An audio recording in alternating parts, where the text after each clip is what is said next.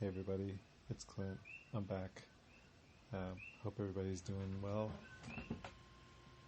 I guess I'll get right into it. If you go over to runninthought.com, on the soapbox, I have posted a picture that I took not yesterday, but the day before, I believe, which would have been Monday. I've been listening to audiobooks a lot lately. That's kind of my jam right now. I get into it and then I fall out of it and then I'll get back into it.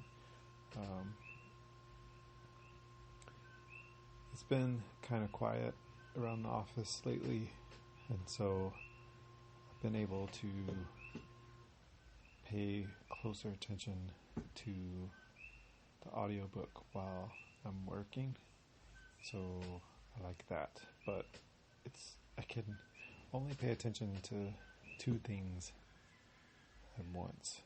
So like I can listen to people talk and do work somewhat, or I can listen to an audiobook, but I can't do all three.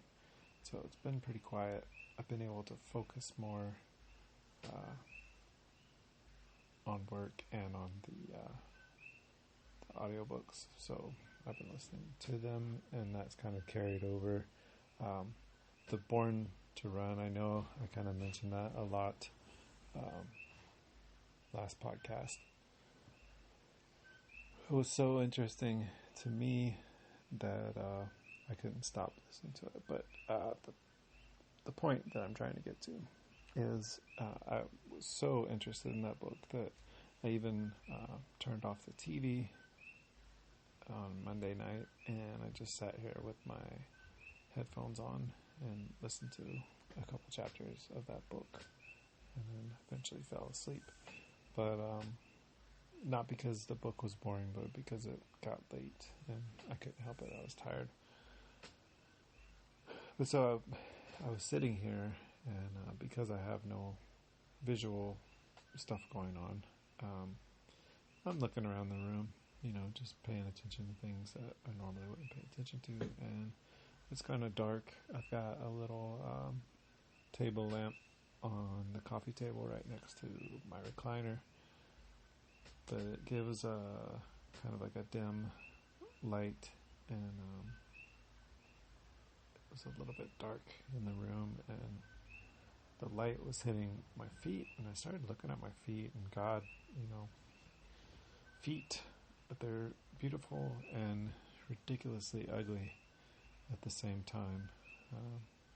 It's just one of those things. I think if you stare at them long enough, your opinion could change over time. They just are an odd thing. But anyway, I was looking at my feet, and I posted a picture.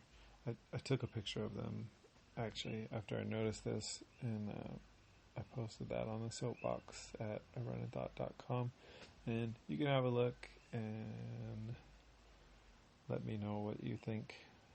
You can comment below. At least I believe you can comment below that picture and let me know what you think. But I noticed that it looks like, to me, my big toe, the first metatarsal, the big toe, it looks like that is shorter than the second toe, the second metatarsal. So both of my big toes look shorter than the toe that's directly next to them, or the toes that are directly next to them. And I was thinking, I wonder if that's common. I wonder what that means.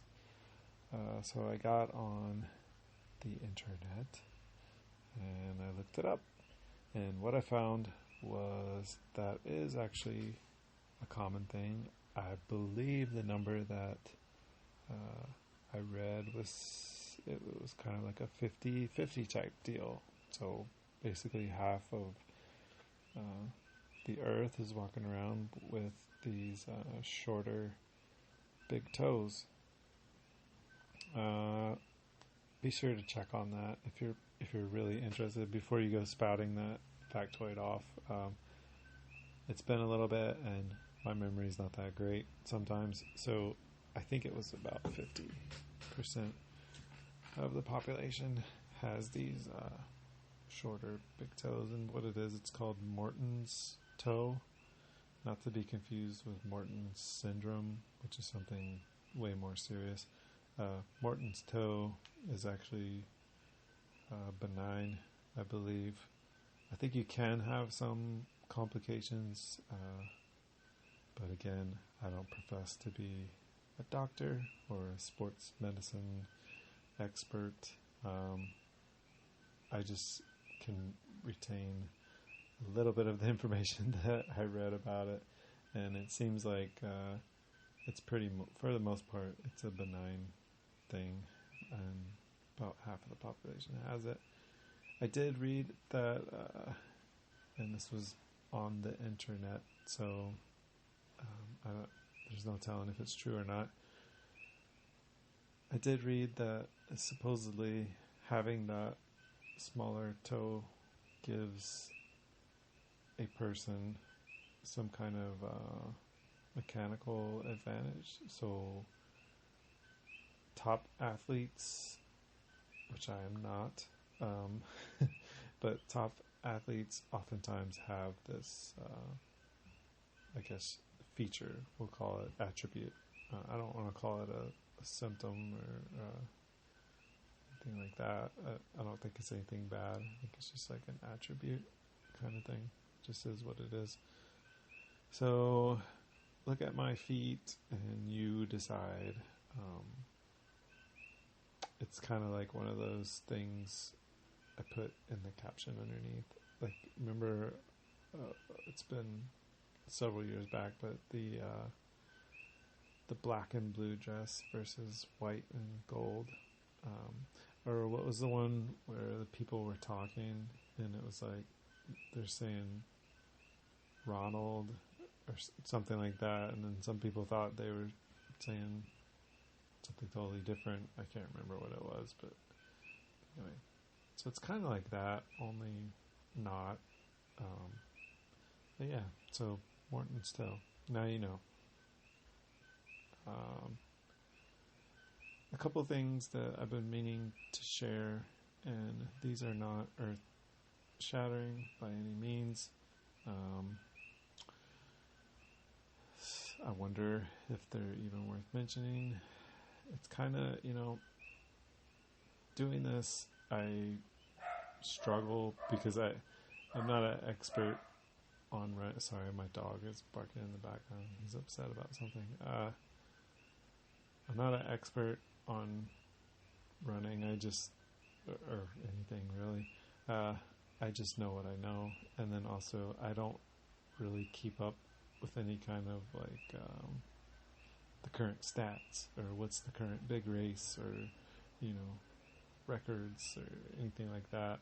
I like all that stuff. It's all fine and good. I just am not a stats man. I'm not super concerned about it, to be honest.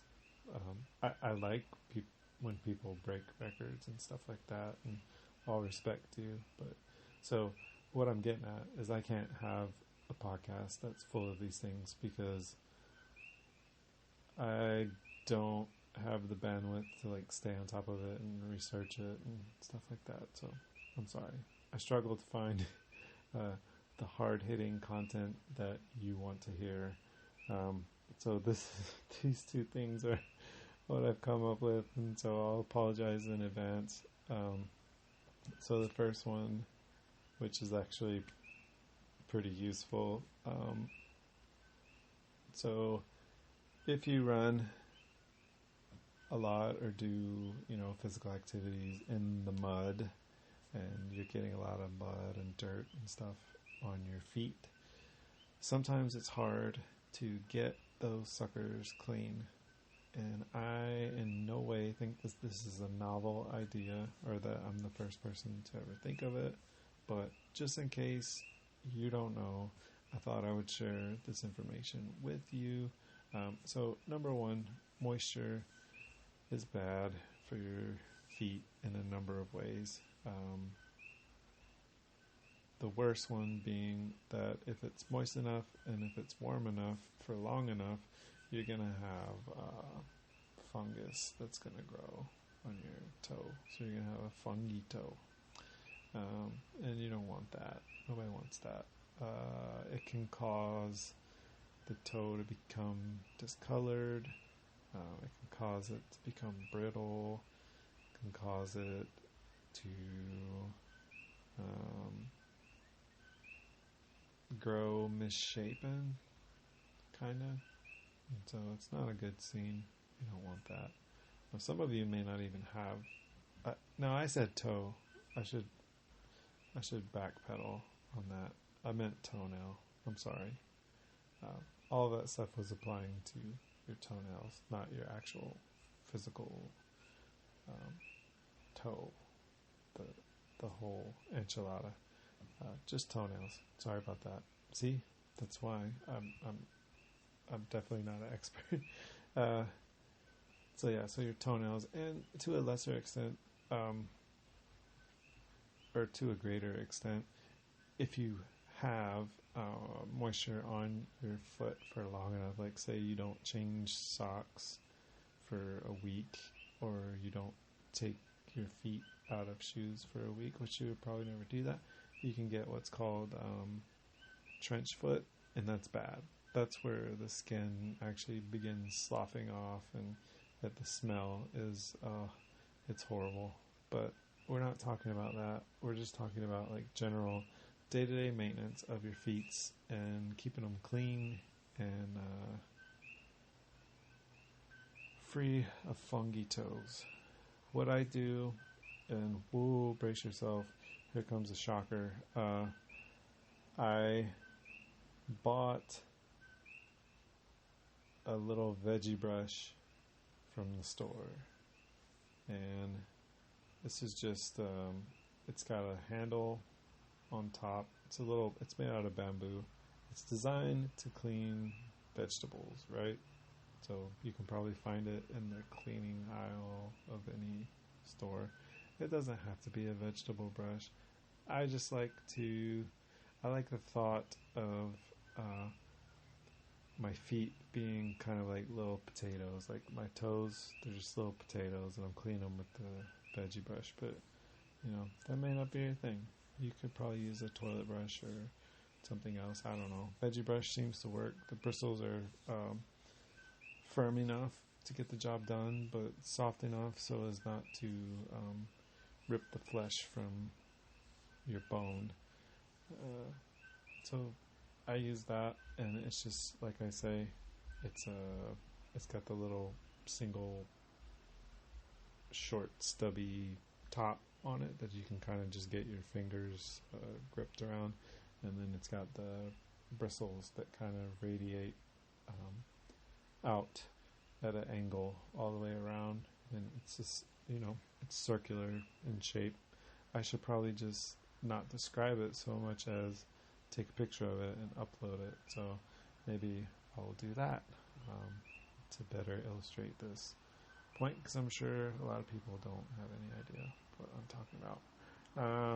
But yeah, so I use this veggie brush, and when I got mud, like how mud will get like under the nail, or it will get in the little crease between your toenail and like where the skin on the side of your toe begins, you get mud and junk down in there. I'll just take that brush and I'll brush those toes off every time when I get done running. You can do it daily, or you can do it when there's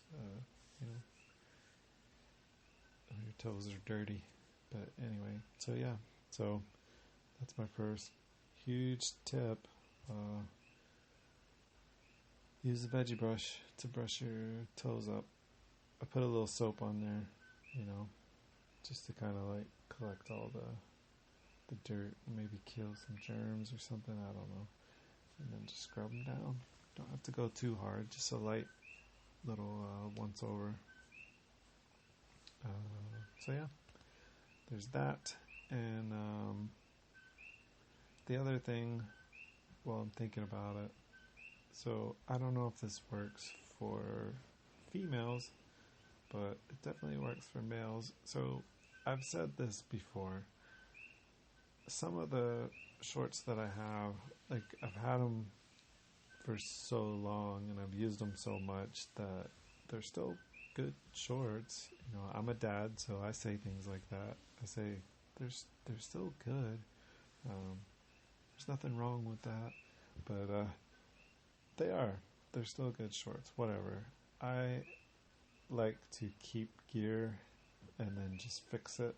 I'm one of those people, so I don't necessarily have to have like all the flashy new shorts or flashy new shoes all the time. I like a little character on all of my stuff. So I have been known to sew things, and my wife, big thanks to her, she will do the heavier lifting on the sewing. Like she's got the actual sewing machine action. I'll do like some hand sewing. Don't laugh. I actually learned that skill in the Navy. That's where I learned how to sew. And the reason why is because sometimes you have to sew up your buddy, and then sometimes when you're out at sea, there is no tailor, which is different nowadays. Maybe like if you're on an aircraft carrier, you can probably take your stuff to get dry cleaned. But let's say you're not on an aircraft carrier. Let's say you're on a smaller ship or you're stationed somewhere far away, and you can't take your thing. I don't know. You learn how to sew so that you can repair things on your own, and yeah, that's a handy skill. I'm glad that I learned how to do it. So anyway, it's also a manly skill, so stop your giggling. But yeah, so I'll sew some things, you know, like I'll sew patches onto a jacket, or I'll sew a rip in my shorts, or whatever. I have this one Solomon pack that I have sewed so many times and put like new zippers on, and finally it's just done. I mean, finally I just had to write it off because it had been repaired so many times and none of the zippers worked anymore, and it was time to get another one. But like all the elastic was, like the whole thing is elastic basically, and it was to the point where like if you pull the elastic part, it just pops. It's just done. So like when it gets to that point, I know there's probably more hardcore people than me that would just keep using it for a long time after that, but it didn't have any utility at that point. But I will fix things, especially when they're kind of pricey. Again, that's the dad in me coming out. You know, some of these shorts I get are like $40.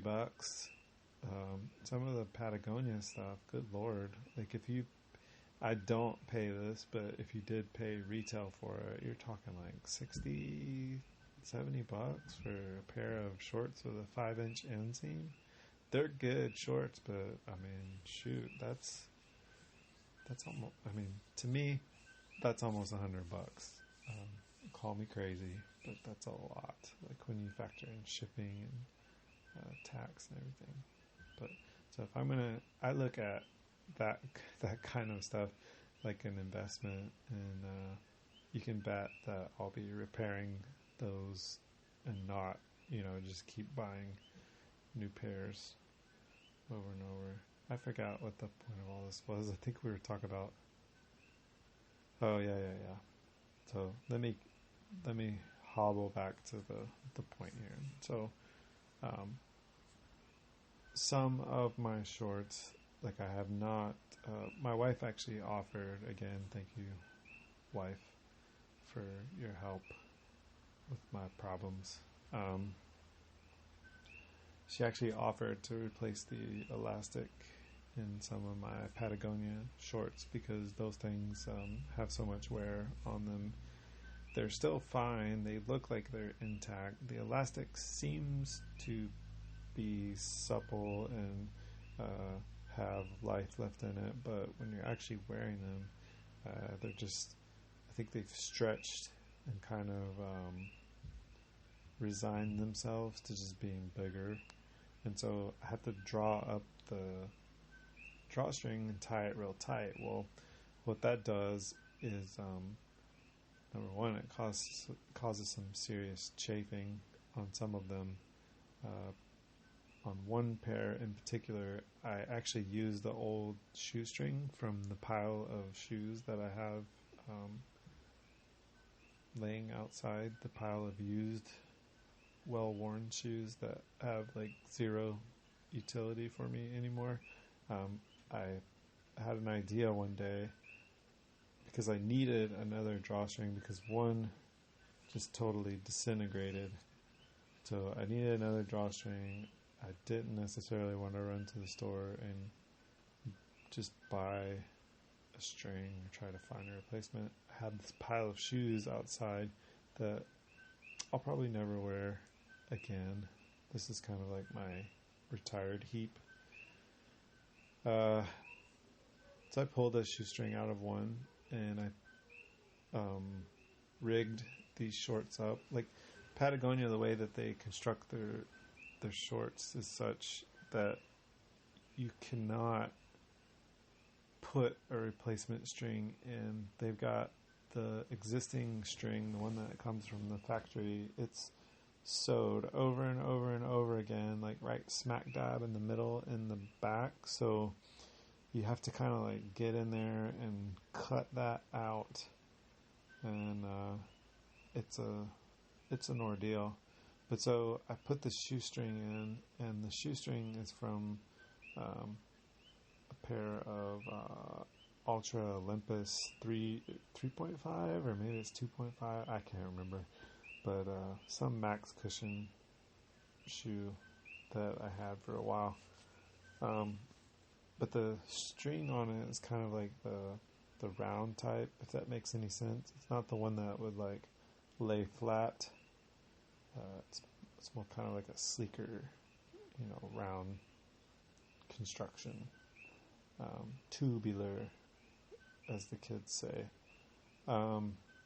So I put that in a pair of Patagonia shorts, and that one especially will chafe you because your whole deal is your shorts are hanging off your hips or hanging off my hips. My shorts are hanging off my hips. I don't know what yours are doing. That's your business. But they're hanging off my hips on this string that's tied all tight. And so I basically got a ligature around my waist. And so they chafe real bad. The other side of that, and here's where I hit on this point, and you're going to be so mad at me that it took me this long to explain up to this.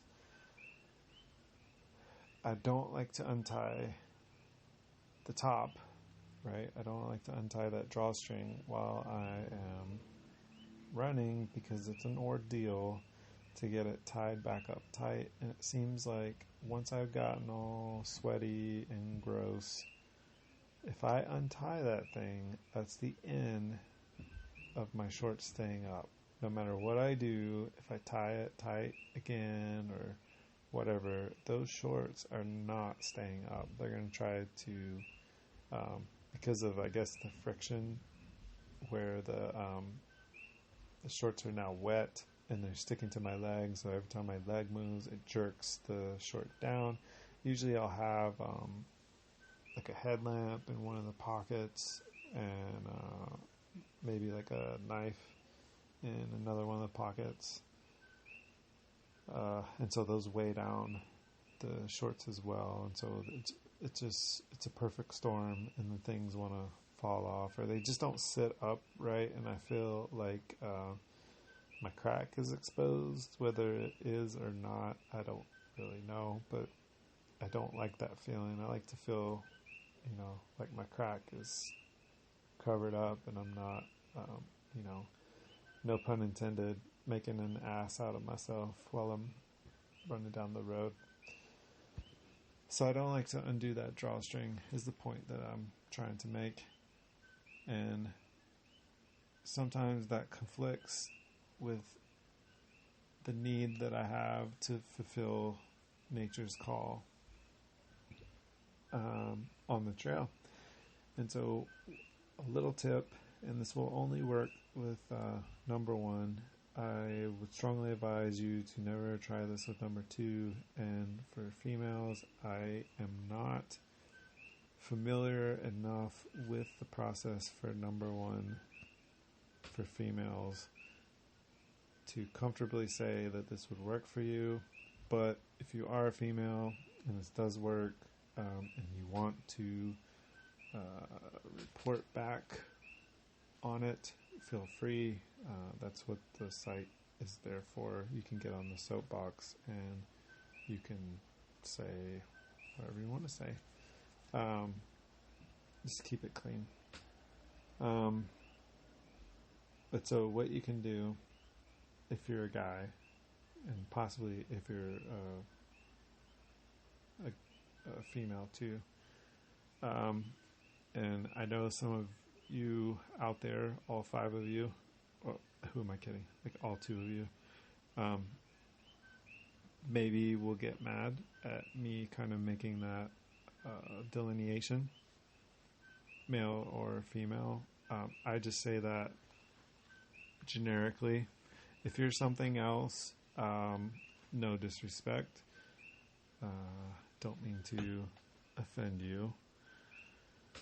But for the purpose of speeding this along, let's just say males. So if you have those parts that a male would have, this will definitely work for you. If you have those parts that a female would have, this may or may not work for you, depending, I don't know, report back. But instead of, if you're a guy, instead of going through the top, like going through the trouble of untying your shorts and doing all that, I don't want to get too descriptive here. This is a family show. You can actually just go from the bottom. So just pull the lining to the side and, make sure the bottom of the short is clear, and, look over your shoulder a couple times both ways. Make sure nobody's like coming up behind you or whatever, and then just let her rip. And so what that does is, number one, you don't have to spend the time or the energy to untie that waistband. And then number two, if somebody does walk up on you, it's really easy just to like stop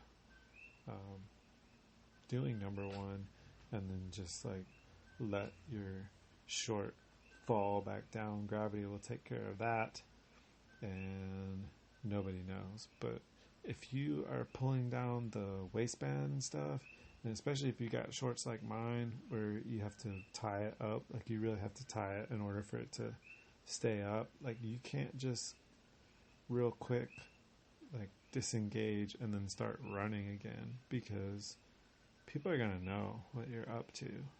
But when you do that little sneak, from the bottom, there's a good chance that nobody's gonna know what you're up to. Okay. Unless they just like see the stream, then they're gonna know for sure. But so there's that earth-shattering tip number 2, and I've been meaning to share both of those for probably since I started this podcast, and I just always forgot. I wonder why. So there you have those things. Today, it's actually been nice all week as far as the weather goes, and I have just been heading down to Beach Road every day after work to go run. Excuse me. Yawning. So I've been taking advantage of the weather, and you gotta definitely strike while the iron is hot. Fortunately, where I live, the iron is hot most days, and I don't really have an excuse not to get out. The sun's usually shining, but I've been getting out on Beach Road pretty much every day this week, and I've seen some interesting people. I think I detailed at least one or two in the last podcast. And so I've seen a couple of interesting people. Today was not that busy. I actually was surprised that there weren't that many vehicles on the road today. Yesterday, there were a lot more vehicles out just in general.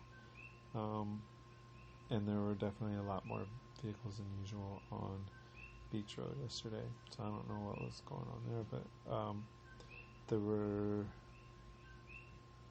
plenty of people out yesterday. Not so many today, until maybe like the very end. I only ran 5 miles today, so but like right at the very end, I saw some families that were getting out. I think because I went a little bit earlier today, and so some people may have been just getting home, or they may have just been going out and wanted to see like the sunset. I don't know. But so, not so many people out today. I guess I should start in chronological order, listing the interesting people that I saw. So the standout from yesterday.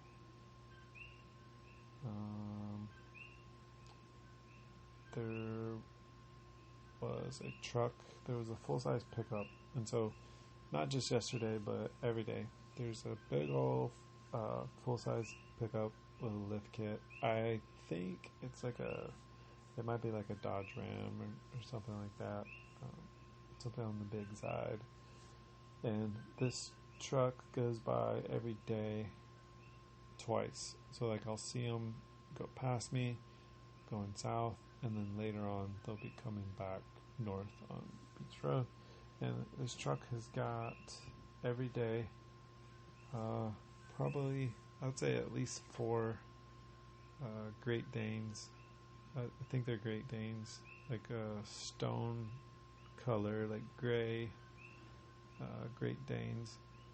And these 4 dogs are in the back of this truck, and they like hang off the side. They don't bark, they don't like snap or anything like that. They're just minding their own business. But so I've seen that truck every day. Sorry, yawning again.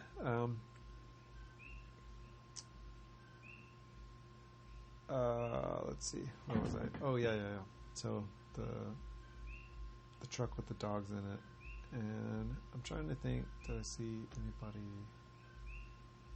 else interesting yesterday? So one thing that I found that I didn't know existed, and this is always happening to me.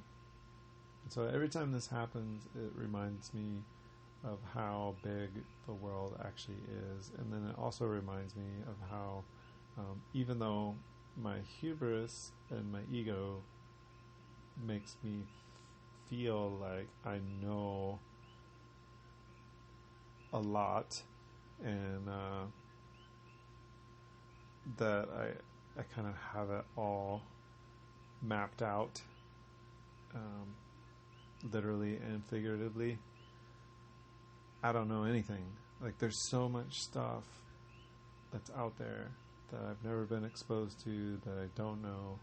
And so my worldview and the way that I look at things is totally biased on the limited field of view that I have and have had throughout my life. And so the point of that is yesterday, and so I've been here on this island for I think three years. I think that's right. Yeah, about 3 years. So I don't know if you've ever seen the episode of South Park where they're talking about Hawaii, but if you haven't, you need to find that. You need to watch it. One of the things that's hilarious is when these people are talking, they're talking about ancestors. Though these are not native Hawaiians. These are people like me that came here from Atlanta, Georgia, or somewhere on mainland. And in the South Park episode, though, these people that have moved to Hawaii are talking about how their ancestors came on a cruise ship 3 weeks ago, or and they're actually having fights about my ancestors came on a cruise ship 4 weeks ago, like I'm better than you because I've been here longer. But anyways, if you haven't seen that, find it, watch it. It's too funny, especially if you live here and you've been around this. These people are real. They're here. But I don't want to be accosted while I'm out in public. So that's all I'll say about that. I didn't put it into the world. It's South Park did it. I just found it hilarious. But so point is, after 3 years and after all the running, and so I actively seek out places to go, to run, to explore. And so even though I'm quite active in that, I did not know that this place existed, and I've even walked out on this trail before and just didn't walk far enough. But short story long, a place where I've been parking my truck, there is a trail that goes behind it, and so it's about maybe like a quarter of a mile. Once you get out of Hawaiian beaches going south, there's a place where you can park off the side of the road. It's big enough to park like 2 cars, and they got like a cement block that's there to block access for trucks past there. But somehow I found truck tracks on these trails anyway, so somebody's figured out an alternate route. But there is a kind of a tough looking guy. We'll say tough. And so I have to kind of explain on that to you. So in Hawaii, just because somebody has a lot of tattoos, or just because somebody looks rough, so they may be rough, but a lot of people that live here, that is a look, right? So, and they may very well have a mean streak, but people usually have manners and are usually kind. So seeing somebody with tattoos that's riding around on a bicycle that they may or may not have stolen, that's not alarming so much. Now, bad things can happen anywhere for sure, and you definitely don't want to have your guard down in any situation. But one of the things that I like about here is some of my first experiences, like go to 7-Eleven and a huge guy that could have easily put me in a chokehold with tattoos from his chin to his toe probably, held the door for me while I walked into 7-Eleven. Try to get that to happen at any urban gas station on mainland. Good luck. I'm sure there's probably some areas, but few and far between. But here is very common. So when I describe this person, I don't want to make it seem like I'm being condescending or anything like that. But I saw a guy as I was driving in to park my truck, and so this place where I park is right smack dab in the middle of where a lot of bad things probably go down at night.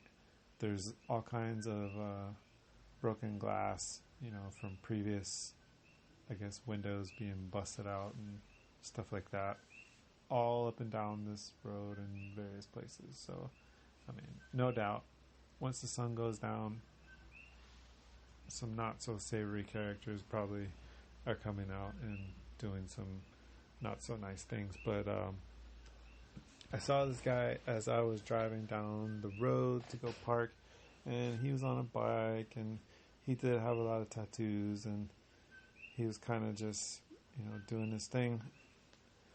I passed him. I didn't really think much of it. And then I went down and parked my car. So I parked my truck, and then a couple of minutes later, this guy catches up, and he turns in to where I was parked. It got really close. And so I'm not saying that he was up to anything. He probably wasn't. Obviously he wasn't, because I'm still talking to you, and nothing crazy happened yesterday. But he got kind of close as he was passing by, and I think at that point in time I already had my knife in my back pocket, and so it's a buck knife with a orange handle. It's actually the whole thing is painted safety orange, and I carry it just in case a dog comes jumping on me and I don't have any way to defend myself or whatever. Now, by no means do I think that I'm some kind of knife assassin and everything is gonna go smoothly and I'm just gonna cut up anything that tries to attack me. And that's really, it's more of a thing that I carry just in case stuff goes south and I don't have any other option, and just oh, what the heck, if I am able to reach that thing, maybe it will save me from getting my neck ripped apart by some stray dog. Or on the other hand, I guess if somebody saw that and they don't know jujitsu or they don't want to mess with a knife, they'll just maybe move on to somebody that doesn't have a big orange buck knife in the back of their shorts. So there's that aspect too. But anyways, so I had the knife in my waistband. I don't know, maybe that helped to deter or whatever, but more than likely this guy just intended no harm anyway, and he was just on his way to do whatever he was going to do. But what he did do was he went onto this trail behind where I was parked. And now I had been on this thing a couple times before, but I didn't really explore it out that much. But what was odd to me is he made it a point to turn in and then go back on this trail, but he was only out there for maybe a couple minutes. Okay, and so at the time it made sense because I had only gone there for a couple seconds, maybe took 20 or 30 steps out on this trail and then turned back, because it goes down to the coast, I thought, and then that was it. The coast is only maybe, I don't know, a football field length from where this trail begins or less. So I just always assumed that you would eventually get down to the cliff and then that would be it.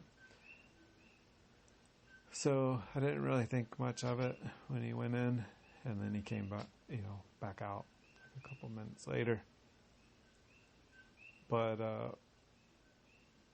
while I was still getting ready to go on my run, I was mixing up my scratch or whatever. A lady came and she parked on the opposite side of the road, and she went back.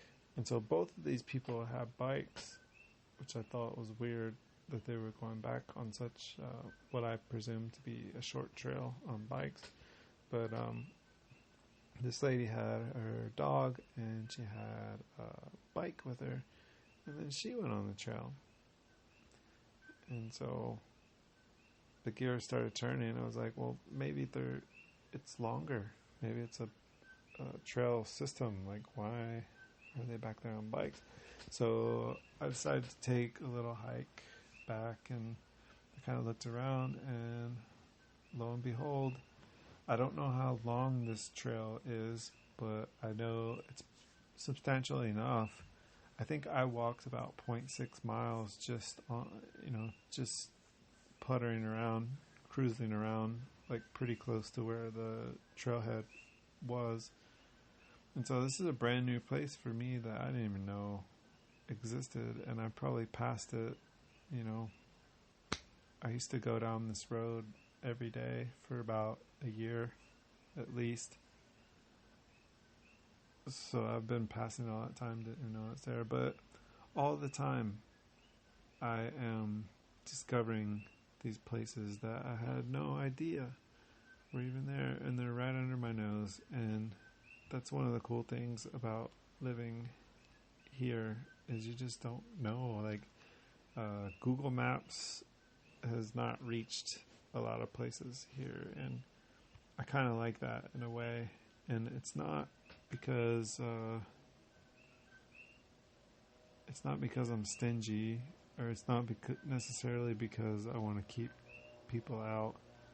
The only people that I really want to keep out, and that I'm kind of adamant about, I wish they didn't know where places are the ones that come in and like throw their trash everywhere, right? So there's plenty of those, and it's really sad when the area does get discovered, and then people just come in, hordes of people come in, and they're just like dumping trash and like letting their dogs poop everywhere and stuff like that. And I know I sound like an old man. I am like kind of old, but it's just not. It's not cool. It's not cooliana, is what we would say here. So, yeah, that's the only time that I don't like sharing with people. But the point is, that's kind of a metaphor for life, right? We think we know everything, or at least I think I know a lot, but then I'm surprised to find out, about these new places, and it opens your eyes like, oh, well, I didn't even know that was there. I didn't know it existed. I mean, I knew it had to exist. Obviously, there's some kind of land between the road and the coast, the cliff, but I just never have been there. And so there's infinite amounts of things like that, and I've had several of those discoveries where I was just like, man, I wish I would have known about this a couple of years ago. It would have been great to know where this is this whole time. But that's cool to find stuff like that, and it's cool to be reminded. I think everybody needs to be reminded of these things, and kind of taken down a notch, reined in a little bit. We don't know everything, and there's still plenty to learn, even if it's something, as simple as that.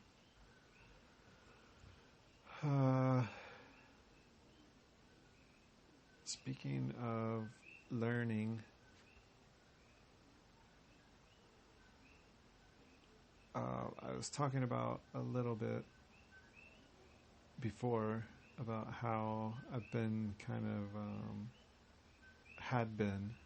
I feel great now because I've been out all week in the sun, and I've also been drinking that drink from Born to Run that I still won't disclose the ingredients for. It's very simple. You have to check it out. If you're too lazy to listen to the audiobook or read it, then you can always just Google drink from Born to Run or something. I don't know.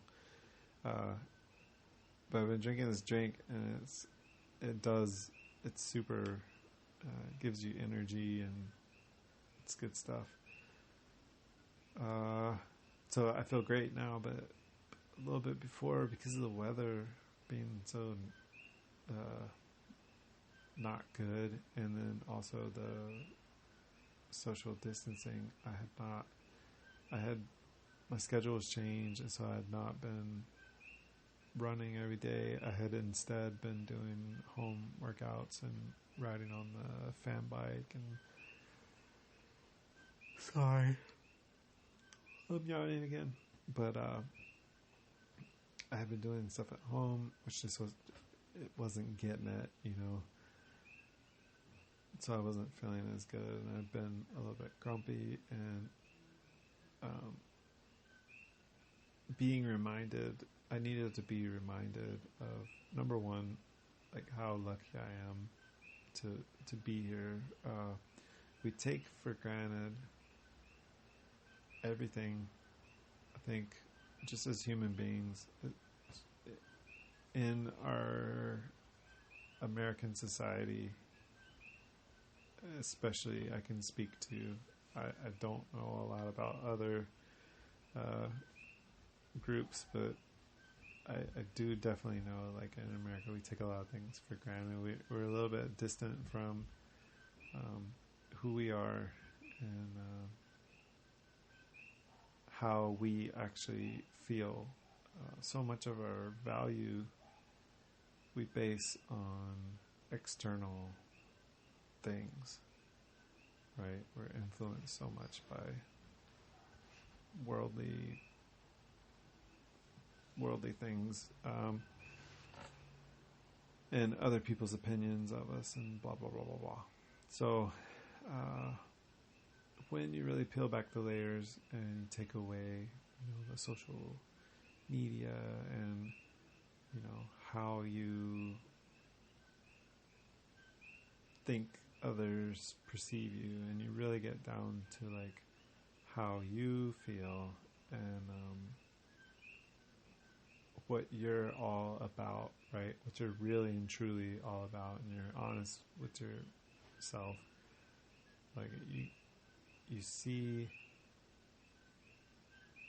you're able to break life down into something that's very simple. And so what it really boils down to, right, is first and foremost, it's kind of like Maslow's hierarchy of needs, right? So you have your top needs, and one must be fulfilled before the others, right? So each causes more contentment and happiness. And so this isn't Maslow's hierarchy of needs, but when you break life down into its simplest form, and you take away all the extraneous stuff that we kind of fill our lives with, number one thing that influences you and can have influence on you, and you can't get rid of it, and you can't peel it away, is your health. If your health goes bad, and I'm not talking about like the sniffles, it could be the sniffles, because sometimes that's not pleasant, but I mean, if your health goes bad, like you have a stroke, or you begin to have anxiety, right? You're having anxiety attacks, depression, cancer, some kind of organ failure, if you break your leg, right? if you start to have some condition that puts you in the hospital for multiple days or makes you have to take multiple trips to the emergency room and you're burning through money, right? So money is kind of like a extraneous thing. So it doesn't really count for the purposes of our focus here, but it is definitely a consideration. And losing money from repeated emergency room trips where you're unable to resolve what's actually wrong with you, and this just continues, which is something that I've experienced. That can bring on a certain amount of depression and compound the stress that's on a person, for sure. But so you're either alive or you're not, right? When you break it down. And so every day that you're alive definitely is a gift, and it's something that you should I won't say be thankful for, because sometimes people are alive and it's super painful, and but I will say it's something that you should try to see the bright side on and use to your advantage. And so obviously that's not universal, and I can't speak to everybody's situation, but right, so we take for granted every day of our life where we're feeling fine, right? How often do you get up and you're like, hey man, I'm totally without any known health issues. I'm so happy for that one simple fact, right? But conversely, when something does happen, right? Like let's say you have some anxiety attacks, or you have something that's making your blood pressure high, right? And you can't figure out what it is, and you don't know what to do to make it stop. When that happens, it takes away all your focus is on that, and you're worried about, am I gonna be okay? What about my family? You're not worried about what's coming on Netflix. You're not able to focus on your work or any other parts of your life. You're not wondering about where you're going to run that afternoon, right? So health is a major thing. I'm sorry if I'm drawing this out and I'm not being articulate enough, but the point is, like, there's so many things that we have every day that we don't think about and we kind of take for granted, because the prevailing attitude is, well, I'm going to live forever. But that's just not true. The evidence is all around us to counter that. People are dying every day. I'm not trying to be insensitive, and I'm not talking about, just the current pandemic situation. I'm talking about just in general. Like, people pass away. That's part of the life cycle of living organisms on the planet that we live on. People are born, people pass away at some point, and so everything's finite. And what I'm saying is, instead of forgetting that, think about it and then appreciate it. So if you're out there and you've got no health problems right now, be thankful for that. Also, use that to your advantage. If you're able, don't sit in your chair and watch TV all day. Get up and do something. You don't have to get out. If you're trying to stay home right now and not expose yourself to other people and not expose other people to you, do that. But get up and, kind of pay yourself forward. Take care of your body. Like, don't eat a bunch of junk. Eat stuff that's good for you. If you don't know what's good for you, find out. People sit on the internet watching YouTube videos or some other kind of like garbage content that listen to my podcast, right? If you're listening to my podcast, you could easily spend that time to research something good for you to eat, right? If you're not sure, and put some fuel in your body instead of garbage. Do some exercise. You don't have to have fancy equipment to do exercise. Calisthenics. You can look up calisthenics, and there's tons of them. When I first joined the Navy, that's all we did were calisthenics, and then we would run.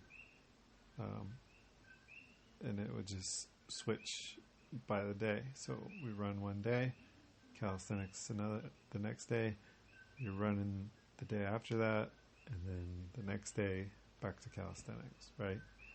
And I lost a lot of weight, and I was pretty toned after 3 months at boot camp. So you can do this. No matter what anybody says, being overweight it's not good for you, period. And I'm overweight right now. So I'm kind of a hypocrite sitting here talking to you, but it's serious business. I mean, they're already saying, again, not a doctor, don't profess to have expansive medical knowledge, but they're already saying that there's a correlation between morbidity and the coronavirus, right? So I don't know if that's a fact or if it's fake news or whatever, but I'm assuming that it's based in fact because it's on the major news sources. We know that other things like diabetes and heart disease are exacerbated or brought on by excess body fat, right?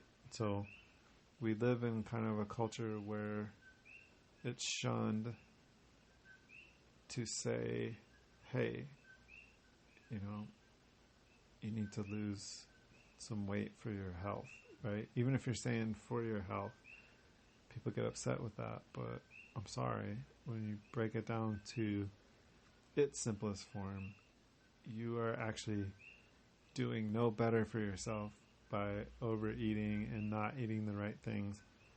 You're doing no better for yourself than if you were to drink all day, every day, right? It's the same thing. It's literally this. It does the same thing to your organs. You can have fatty liver, which is just like cirrhosis that's brought on by drinking alcohol. So, I mean, that's another thing too, I guess, we can jump on. So if you're doing heavy drugs, if you are drinking a lot of alcohol, you're taking your body for granted, right? And your health. So I don't want to harp on everybody for all of the little things, that's not the message that I want to get across. The message that I want to get across is just, while you've got your health, period, no matter what size you are or what you're doing, while you've got that health, be happy for it. Take advantage of that, because life is kind of binary. If you break it down, you're either living or you're not, right? And so if you're living, then really make it worth getting up in the morning, like do stuff. Take advantage of it. Give it all you've got. Because tomorrow, you've heard it a million times, tomorrow's not promised. And, it's not going to be good to be full of regrets. Just go ahead and do all the things. Don't get crazy. Like, don't do YOLO stuff. Like, don't do crazy 50-foot, 100-foot cliff dives, right? If you're going to do that, train up with an expert and, do it the right way. But what I'm saying is don't be like a YOLO person, but do take advantage of your good health and the simple things that you have. Appreciate those. And I think like running and do it if you're into other things, yoga or sports, basketball, going to the gym, like CrossFit. If you like to paddle, do that. Do it a lot. Really get that physical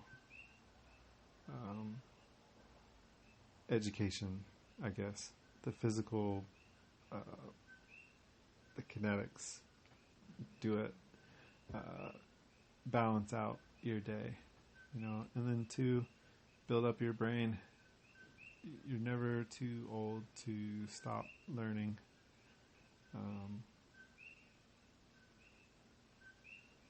So don't. Nowadays, there's no excuse with everything that's available on the internet. There's Udemy, there's Lynda, there's all kinds of coding camps and different.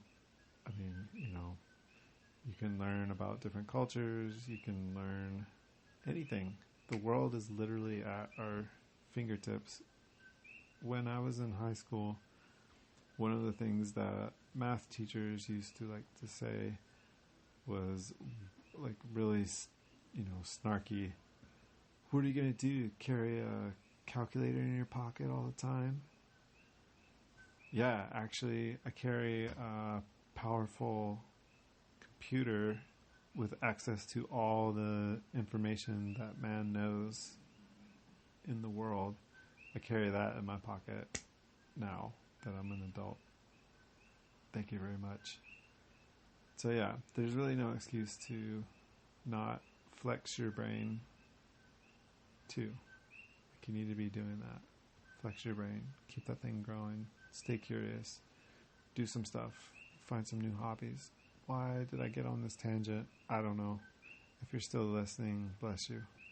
But yeah. So every now and then. Oh, that was my point. So I've had to remind myself, because I was so grumpy and I was doing what I've always done my entire life.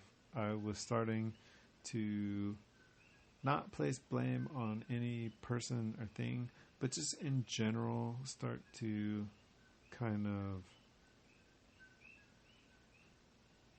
go with the line of thinking like this is all happening to me.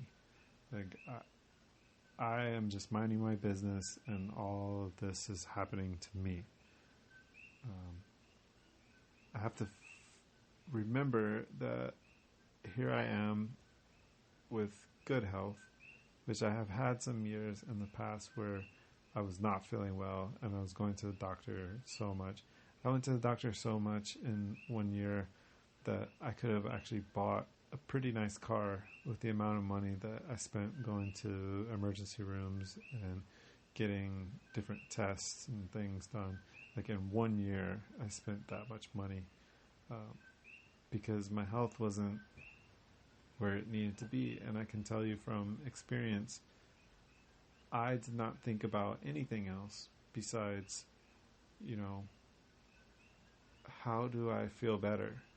That was my only thing that I thought every day. So everything else was detracted from, because I was concerned, am I going to live? How do I not feel this way, right? And that was very humbling, and I didn't care about petty things.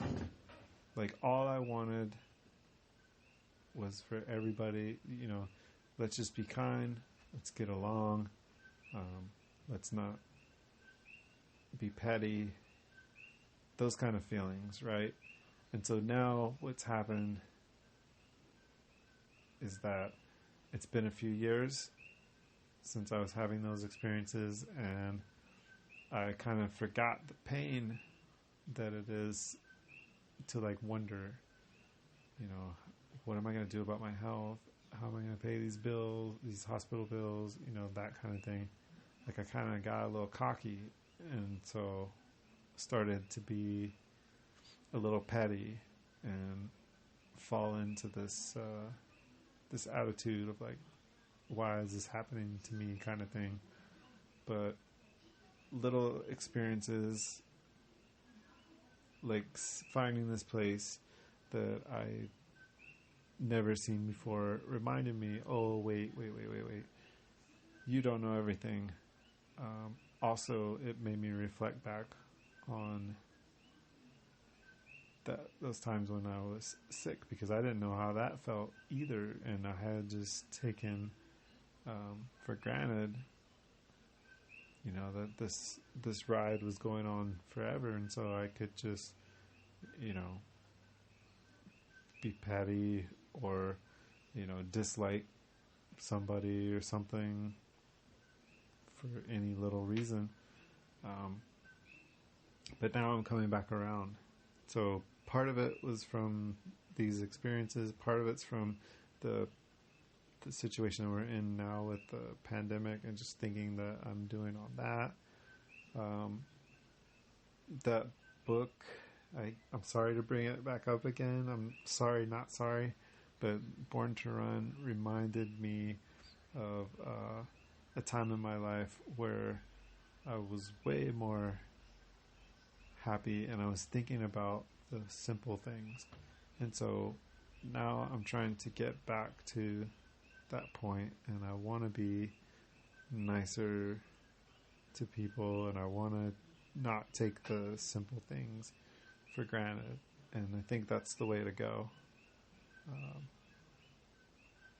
So if you're working on yourself, then check out Born to Run. It's not going to help you.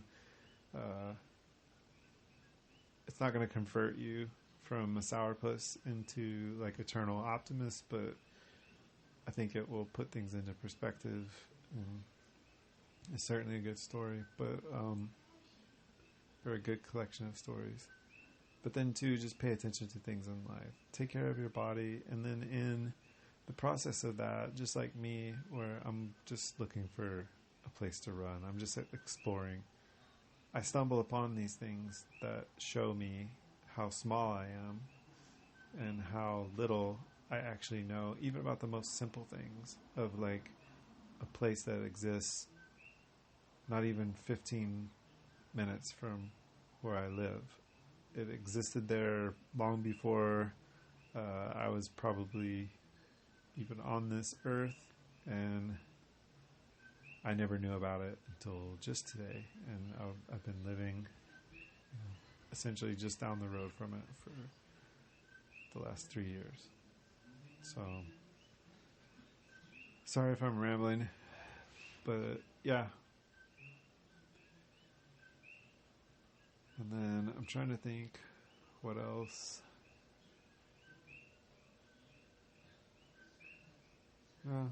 I think that's it. I think I'll go ahead and close. It's been over an hour already, and I'm really just going around in circles with this thing. But yeah, just get back to basics. And I think a lot of people are, and a lot of people are rethinking things with the current situation. So my hope for everybody is that you will stay safe, and that this experience would help to make you a stronger person and a more thoughtful person. And what I really, really hope is that when this is over, because everything has to come to an end, when this is over, we don't go back to doing the things that we were doing before this began, right? That we would go back into life kind of tempered with this experience, and, you know, maybe be nicer people to our neighbor, uh, maybe get out and get on those trails. Like I've seen a lot of people on the trails now because it's really the only way that you can get out. You might go to the grocery store, but then you might get, a deadly disease too at the grocery store. Really, one of the only sort of safe places to go now is on the trail. So I'm seeing more people there. I would like to see that continue as just a part of life, something that people integrate into their daily routine and do here on out. I think people would be nicer because, like me, it's kind of like an antidepressant. I think it has that effect, releases hormones, and you get stress out, and you don't have to run. You can just hike, or you could do Tai Chi in the park. I don't know. But I think something is way better than nothing. And by doing a little bit of something, you're actually making the most out of that time instead of just like watching TV or watching some silly YouTube video. Like there's some good YouTube videos, no doubt. Like some nice ones that are informative and educational. I'm not talking about those. I'm talking about the ones like my son watches where they're drilling holes in spoons so that they can attach wires to them and then plug the other end of those wires into electrical socket. Like those kind of dumb videos.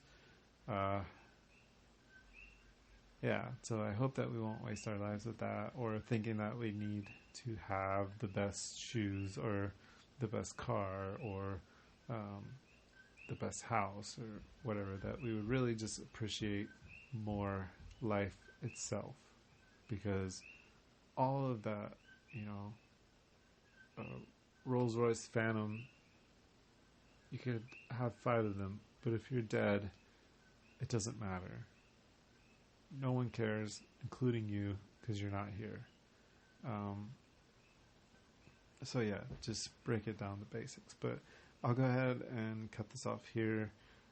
Thanks, everybody, for listening, and I'll try to get some more informative tidbits for next time. But yeah, if you would, go to the site, look at my feet, post a comment.